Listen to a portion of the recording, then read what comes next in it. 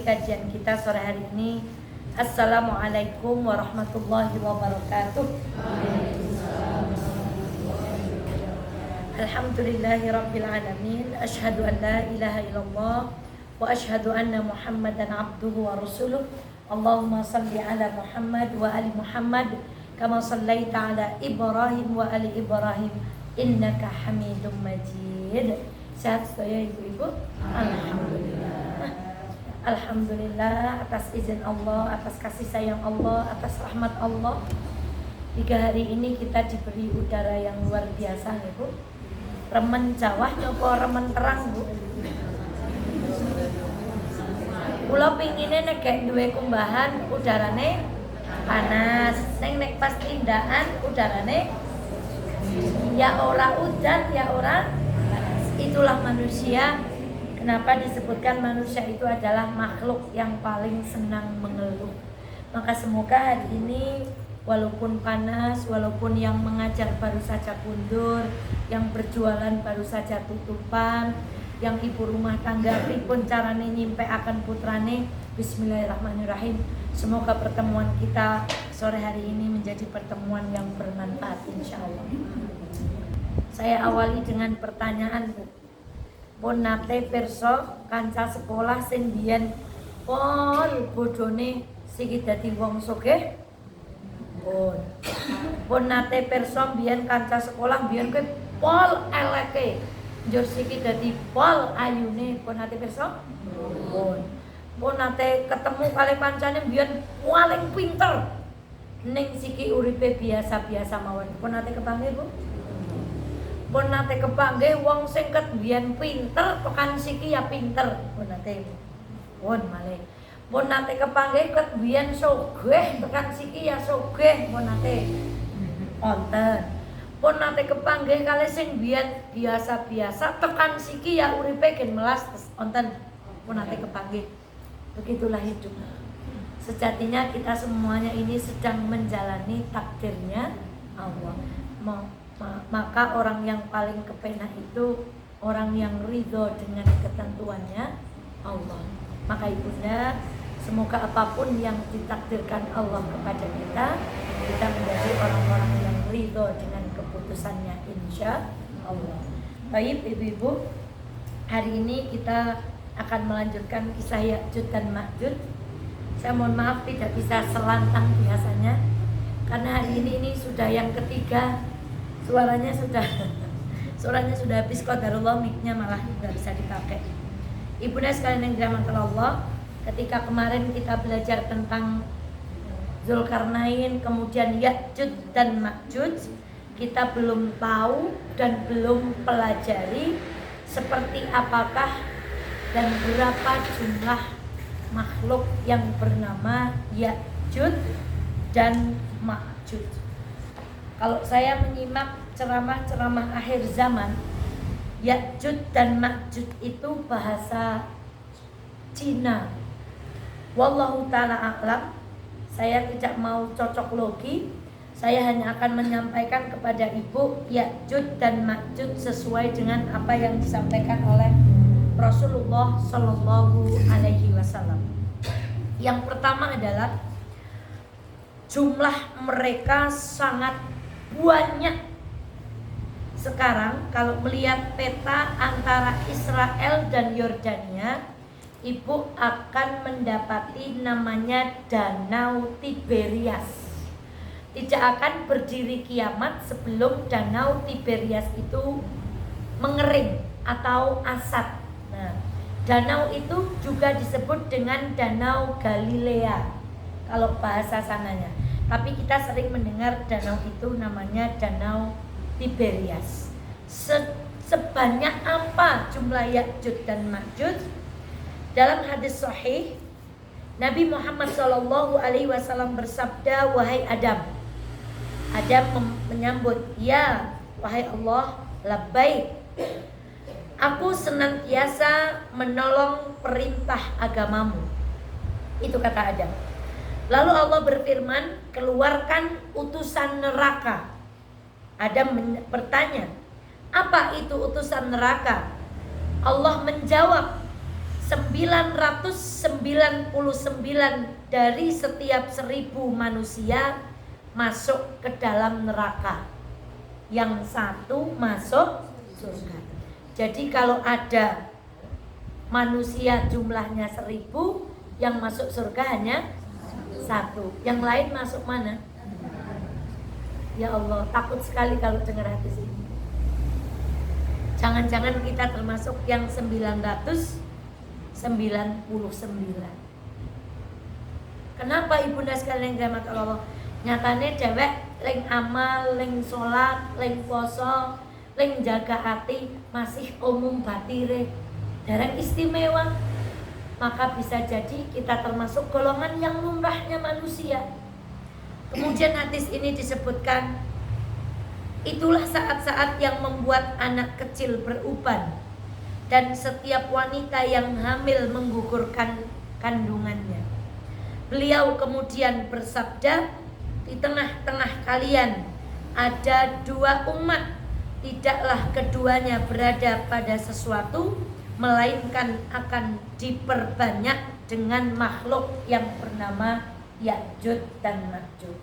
Nah, 999 itu ada ulama yang mengatakan itu adalah Ya'juj dan Ma'juj.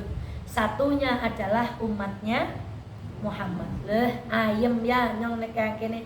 Dengan itu penafsiran yang di sini jelas 999 akan masuk neraka. Satunya hanya masuk.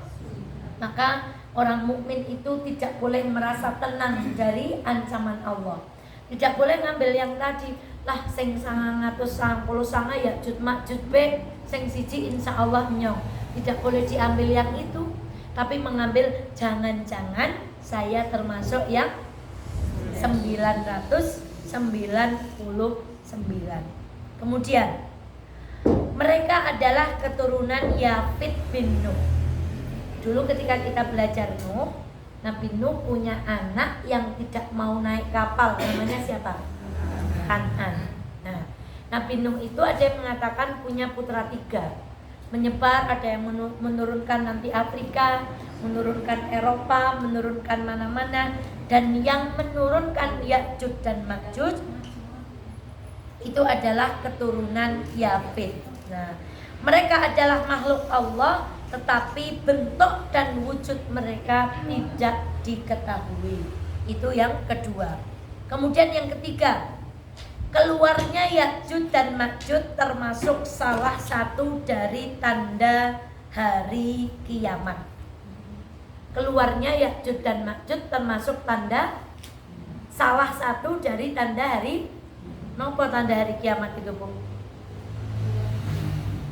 Kalau tanda-tanda yang kecil itu banyak, pokoknya banyak sekali. Sekarang ada 7 tanda-tanda yang besar. Salah satunya adalah, silakan Ibu tulis, 1, terbitnya matahari dari barat.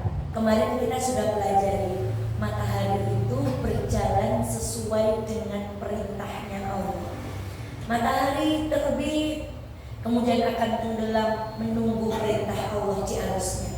Terbit lagi, sampai suatu saat nanti Allah akan berkata kepada matahari, terbitlah engkau dari tempat tenggelamnya kamu.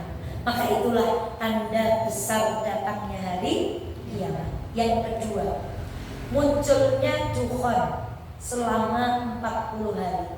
Dukhon itu asap. Jadi akan muncul asap.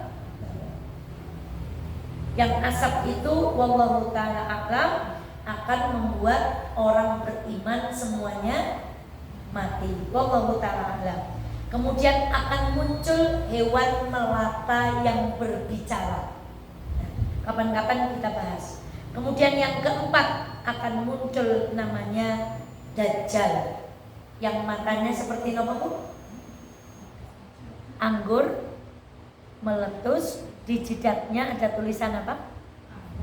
Kafaro atau kafir. Kemudian turunnya Nabi Isa, putranya siapa? Maryam. Dia yang akan mengalahkan siapa? Dajjal.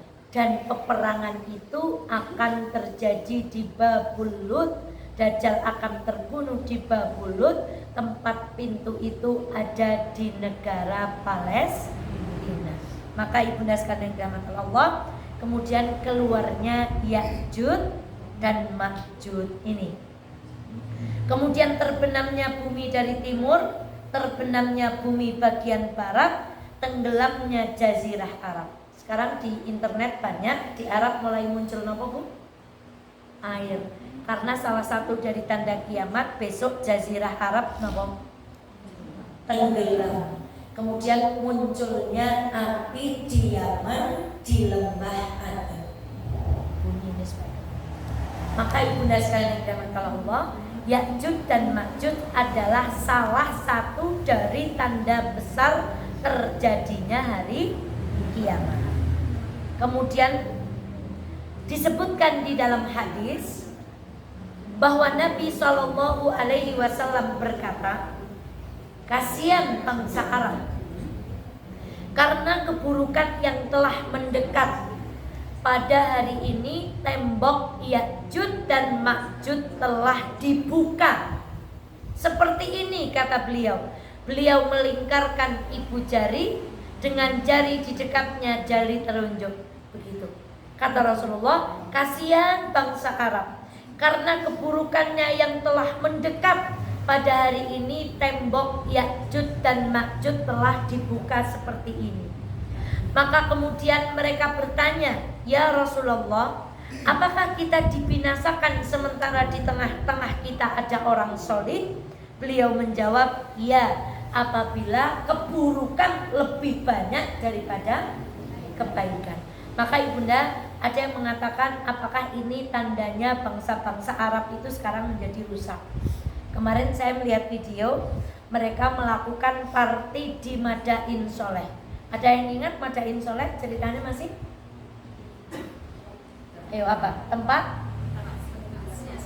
Tempat maksiatnya kaum Nabi Soleh, kaumnya siapa? Samud. Betul? Apa hukumannya? Jadi kelalen, balik. Kaumnya Nabi Hud jenenge kaum. Kaumnya Nabi Soleh namanya kaum Samud. Kaumnya Nabi Lut namanya kaum Sodom. Apa hukumannya kaum Ad? Angin berapa hari? 8 hari 7 malam. Apa hukumannya kaumnya Nabi Soleh?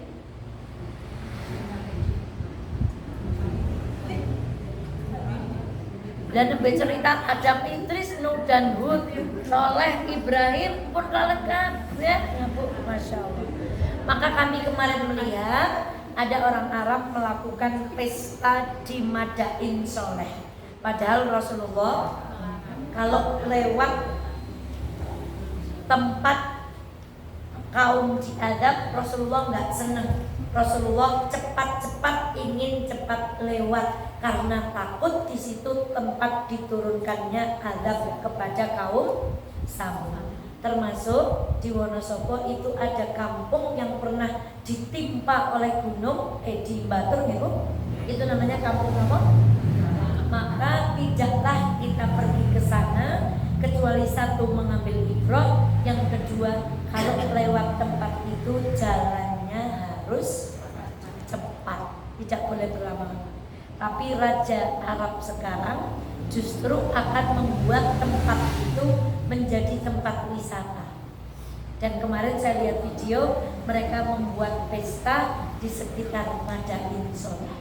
Mungkin ini yang disebut Rasulullah, kasihan bangsa Arab karena keburukan yang telah mendekat. Pada hari ini tembok Ya'juj dan Ma'juj dilubangi gimana Bu?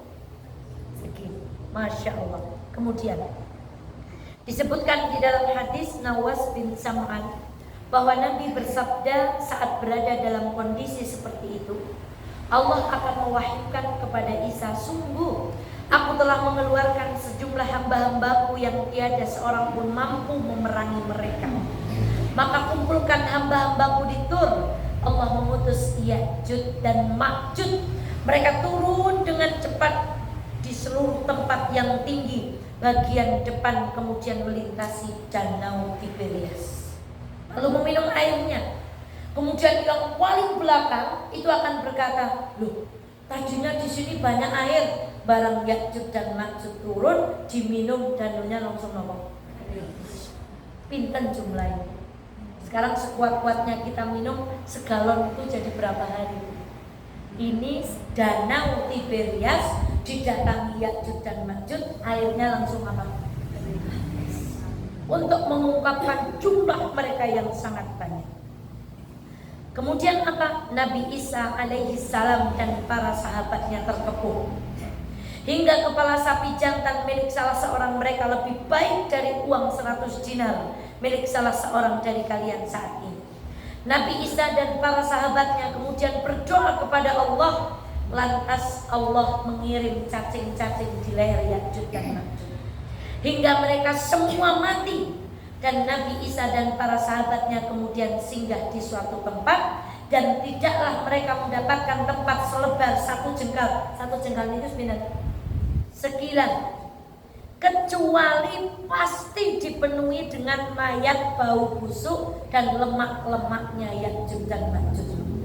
Kemanapun pengikutnya Nabi Isa singgah, tidak ada tempat pun kecuali 1 jengkal segini dipenuhi dengan apa? Berarti jumlahnya segimana? Wow, oke. Kemudian Nabi Isa dan para sahabatnya kemudian berdoa kepada Allah. Lalu kemudian Allah mengirim burung-burung seperti leher unta, lalu membawa bangkai mereka, melemparkannya ke tempat yang dikehendaki Allah. Kemudian Allah mengirimkan hujan yang tidak terhalang oleh rumah yang terbuat dari tanah ataupun yang terbuat dari bulu. Lalu hujan itu membasahi bumi hingga membuat bumi seperti kaca, dan dari situlah bangkai Ya'juj dan Ma'juj menjadi bersih. Masya Allah. Jadi yang membersihkan siapa ibu? Allah.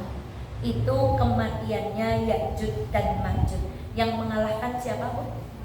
Nabi Isa alaihissalam. Putranya siapa bu? Maryam. Maryam putranya siapa ibu? Hanna. Yang berdoa bagaimana bu? Aku bernazar anak yang ada di dalam kandunganku kelak menjadi pengabdi Masjidil Aqsa. Masya Allah. Ternyata doanya Hanna dikabulkan oleh Allah. Cucunya lah yang kelak akan mengalahkan Ya'juj dan Ma'juj, dan Nabi Isa lah yang akan membunuh makhluk yang akan menguji manusia yang bernama Dajjal. Waliyadzubillah. Itu kenapa kalau kita sholat, Allahumma inni a'udzubika min adzabi jahannam wa min adzabil qabr wa min syarri fitnatil mahya wal mamat wa min syarri fitnatil masiihid dajjal. Itu yang disebutkan di dalam buku ini. Dalam keterangan lain sebelum kami masuk judul baru, Ya'juj dan Ma'juj menggunakan sendal dari bulu. Matanya sipit, perawakannya tidak tinggi atau pendek. Sampai-sampai ada yang mengatakan nek bulu-bulu berarti daerahnya panas atau dingin? Dingin. Maka banyak yang mencoba menerka-nerka apakah itu di daerah Cina atau di daerah yang bunyinya belakangnya tan. Lalu gunungnya seperti apa? Ada yang meraba-raba sekarang di sana ada gunung yang mirip lempengan besi. Wallahu ta'ala a'lam. Andai kita hari ini tidak tahu siapa Ya'juj dan Ma'juj, iman kita tetap kelak akan datang makhluk yang akan merusak bumi yang namanya Ya'juj dan. Andai hari ini kita tidak tahu di mana letak gunung itu dan di mana Zulkarnain menuangkan besi yang dipanaskan kemudian dicor, kita pun tetap percaya bahwa pernah ada raja yang bernama Zulkarnain yang pernah pergi ke tempat terbitnya matahari, pergi lagi ke tempat tenggelamnya matahari, lalu pergi ke tengah-tengah berjumpa dengan sekelompok manusia yang meminta beliau untuk membangun dinding. Wallahu ta'ala a'lam. Sedikit pun andai kita tidak tahu tentang pengetahuan itu, kita sama sekali tidak kurang iman. Begitulah kisah Zulkarnain dan Ya'juj dan Ma'juj. Saya akhiri stop dulu. Assalamualaikum warahmatullahi wabarakatuh.